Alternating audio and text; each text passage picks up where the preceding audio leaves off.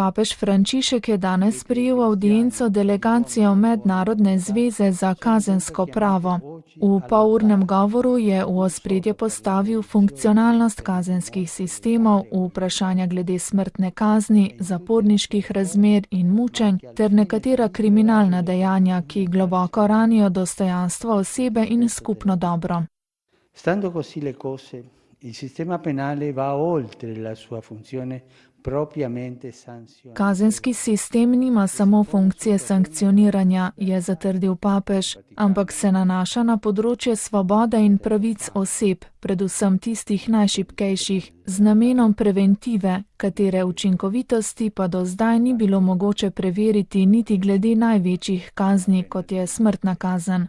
Oslabelo je pojmovanje kazenskega prava kot zadnjega poseganja po sankcioniranju, ki je namenjeno največjim dejanjem proti individualnim in kolektivnim interesom, ki jih je treba najbolj zaščititi.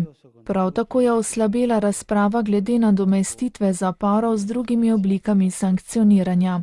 Sodniki so poklicani omejiti in zadržati takšne tendence, je poudaril papež. Gre za težko nalogo, saj mnogi sodniki in pravniki kazenskega prava morajo opravljati svoje poslanstvo pod medijskim in političnim pritiskom. Osebe s tako veliko odgovornostjo so poklicane opravljati svoje dolžnosti, vse dokler ni ogroženo človeško življenje, ki mora biti zaščiteno. Papež Frančišek je v nadaljevanju spregovoril o smrtni kazni.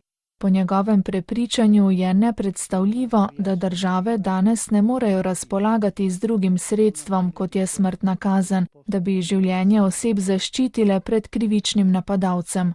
Opozoril je na izvenpravno sankcioniranje.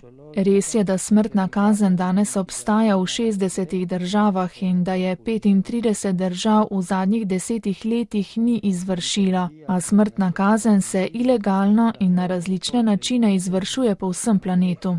Poudaril je, da je razlogov proti smrtni kazni veliko in so dobro znani.